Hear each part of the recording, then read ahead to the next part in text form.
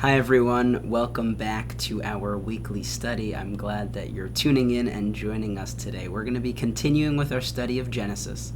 We are now towards the end of chapter 29 and making our way towards chapter 30. Just a kind of a what's happened in previous weeks. Previously on weekly study, we've been following the travails of Jacob. And remember, now it is Jacob who is finding a wife or wives. Remember, he is very taken with the physical beauty of Rachel, and he proposes to Lavan, or as we've called Laban, but Lavan, as I'll call him, his father-in-law, the father of Rachel, that he'll work 7 years for her. And so they agree, but what happens is that night, or the wedding night after the 7 years of service, it ends up that Lavan has given Jacob Leah and not Rachel. And remember, as we talked about last week, Jacob was frustrated, angry, but also not in a place to really fight back because he doesn't have much power. And so he decides that he needs to, in order to get Rachel, he will have to work another 7 years. And so that's where we picked off, or that's where we ended off last week, learning that now Jacob has worked another 7 years in order to marry Rachel, but that then the text ended off that he still loves Rachel more than Leah. And this, as we know, and we know just from life, but we know from our study in Genesis together, is that when there is sibling rivalry, when one is loved more than the other, which is a constant theme, we know there will be strife, and there will be difficulty and pain and discord. So buckle up. That's what we'll be studying today, what goes on between Rachel and Leah and Jacob. So stick with us as we read through some of the verses at the end of chapter 29 and the beginning of chapter 9 and the beginning of chapter 30, and then we'll offer some commentary and reflections on those verses. The Lord saw that Leah was unloved, and he opened her womb. But Rachel was barren. Leah conceived and bore a son, and named him Reuben, for she declared, "It means the Lord has seen my affliction. It also means now my husband will love me." She conceived again and bore a son, and declared, "This is because the Lord heard that I was unloved, and has given me this one also." So she named him Simeon. Again she conceived and bore a son, and declared, "This time my husband will become attached to me, for I have borne him 3 sons." Therefore he was named Levi. She conceived again and bore a son, and declared, "This time I will praise the Lord." Therefore she named him Judah. Then she stopped bearing. When Rachel saw that she had borne Jacob no children, she became envious of her sister. And Rachel said to Jacob, "Give me children, or I shall die." Jacob was incensed at Rachel and said, "Can I take the place of God, who has denied you fruit of the womb?" She said, "Here is my maid Bilhah. Consort with her, that she may bear on my knees, and that through her I too may have children." So she gave him her maid Bilhah as concubine, and Jacob cohabited with her. Bilhah conceived and bore Jacob a son. And Rachel said, "God has vindicated me. Indeed, he has heeded my plea and given me a son." Therefore she named him Dan. Rachel's maid Bilhah conceived again and bore Jacob a second son. And Rachel said, "A fateful contest I waged with my sister. Yes, and I have prevailed." So she named him Naphtali. So things are pretty tested and quite bitter. Hopefully that doesn't keep you away from studying, but this is it. These are the verses. These are the stories. This is not your edited version of the Bible, but these are the stories of our scripture and our heritage. So God steps into the scene. We hadn't really heard from God in a little bit, and it is not surprising that God enters in now, right? God sees that Leah was unloved, perhaps even hated And what does God decide to do? God protects those who are hated, the vulnerable. God is here playing the ultimate judge. Is he hoping to try to teach Jacob a lesson? We don't see God directly communicating to Jacob either God's intentions or God's displeasure with Jacob. But if you'll remember back from chapter 20, we're in 29, but this was back in chapter 20. Remember with Abraham, and he interacts with Avimelech, who's the king of Gerar, and Abraham isn't sure if he can trust the people or not, right? Or about Sarah, his wife, so he says to Sarah, hey, be my sister, and then Avimelech ends up, because he doesn't want to get killed, and so then Avimelech takes Sarah, if we remember that story, and God had also then closed up the wombs of Avimelech's kind of place of all the household of all the women. So God and the womb are inextricably connected. I mean, that's not surprising considering that we're talking about giving birth is a moment of creation, just like God creates, a woman creates when she gives birth, and gives life, just like God gives life. And I think there's also this aspect of mystery to it as well. While, giving birth and becoming pregnant and childbearing is a natural part of life, it's also an amazing, wondrous, mysterious part of life. And so I think that's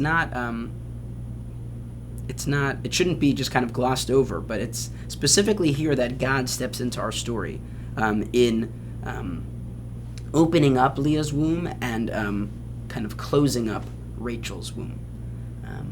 And we'll see actually, as we just saw, but at the beginning of chapter 30, when Rachel is so incensed and so distraught and angry when she pleads with Jacob and really screams at him, and his response is, what am I? Am I God? Right? God is really the one who's seen back then, and probably even now, I would say, for many of us, as kind of the source of life, who is able to really be able to allow birth to happen. And then Leah gives birth to a whole lot of sons. You kind of miss it there in the English because you don't hear the word plays as much between all the kind of the names and what they mean. Reuven, Reuben, all these kind of different word plays that you would have in the Hebrew that you don't have in the English. But just suffice it to say, it's worthwhile in the original. It does, I think for many of us, if we might even be familiar with the kind of the 12 tribes of Israel, I don't know why I give those quotations, they're 12 tribes of Israel, and we might maybe know the names, Reuben, Simeon, Levi, Judah, all those names. We don't remember where they came from, and here now we learn about where they come from, and it's a sobering kind of check and reminder that a lot of these names were born in anguish, right? Leah calls out, the Lord's seen my affliction. That's what Reuben means, right? He sees my son. He sees that he's afflicted me. Perhaps now my husband will love me. Levi, he heard I was unloved. That's why he's called Levi and has given me this one also. This time my husband will become attached to me. The one before was Simeon. This one attached to me, Levi. It's heart-wrenching when you read this, either for the first time or when you're kind of just rediscovering these verses. It's quite heart-wrenching. And just kind of an interesting kind of later historical note, it's going to be Levi and then Judah as well, who are going to be the real leaders of the Jewish people. Levi is going to be where the priestly clan comes from, and Judah is going to be the political leader of the Jewish people. And so I think that's just interesting to note that it's from Leah, from the line of Leah, the kind of hated, unloved wife, that these leaders emerge. We've talked about Judah, and I talked about Judah's name in some other context, not in our weekly study, but probably in some other either service or program that I offered. But there's always something beautiful about. This is the first time I believe that gratitude is mentioned in the Bible, and it's that. Leah at this point really didn't think that she would be able to give birth to a fifth son. And it's this time I will praise, this time I will offer thanks to God. And that's where kind of the name Judah comes from, and the word Judah in the Hebrew originally originates with the word gratitude. So it's interesting to think of, for those of us who are of the Jewish faith, that our, being Jewish or from the line of Judah, as some kind of people like to think about, is in its sense, its origin is to be a grateful people. So I offer that for everyone, but I like that kind of connection for those of us who are connected to the Jewish faith. We then begin with chapter 30, and we see Rachel's despair that she hadn't borne any children. And she became envious of her sister, Leah. And she says to Jacob, "Give me children or I shall die." We can understand the despair. The despair existed way back then, and the despair exists even now.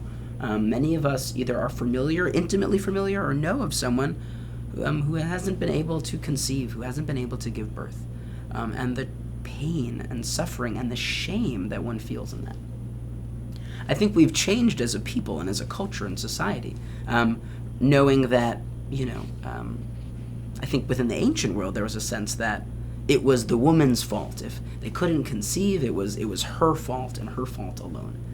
And I think, in more modern times we've become more open and accepting to the fact that it's not perhaps just the woman, but it's the man as well who is something might be going on as well.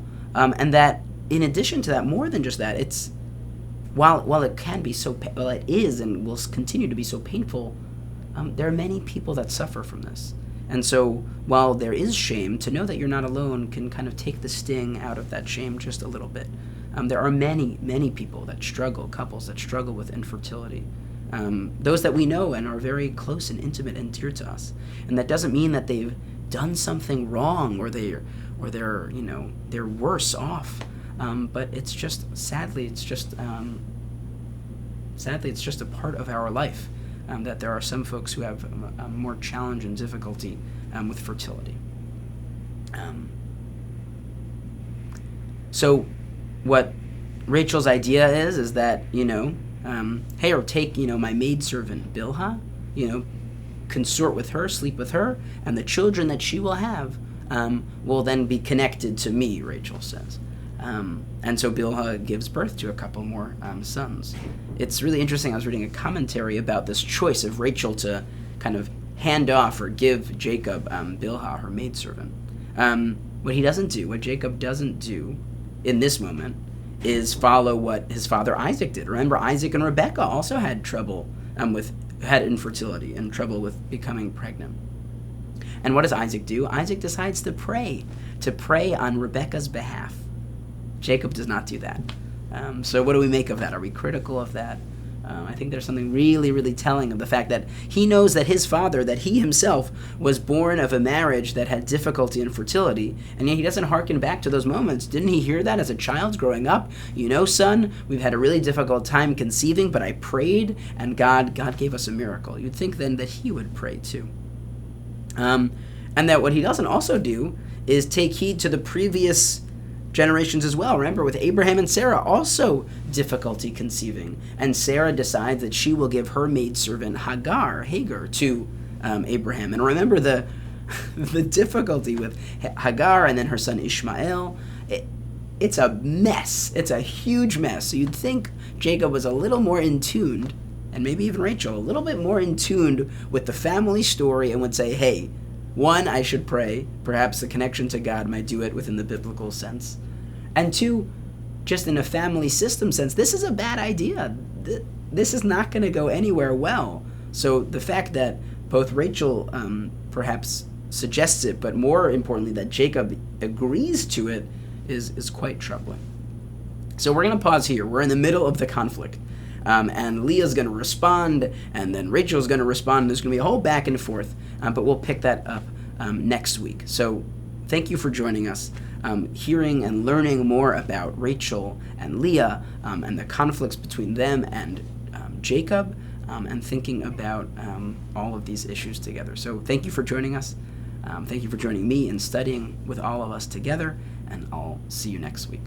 Okay, be well.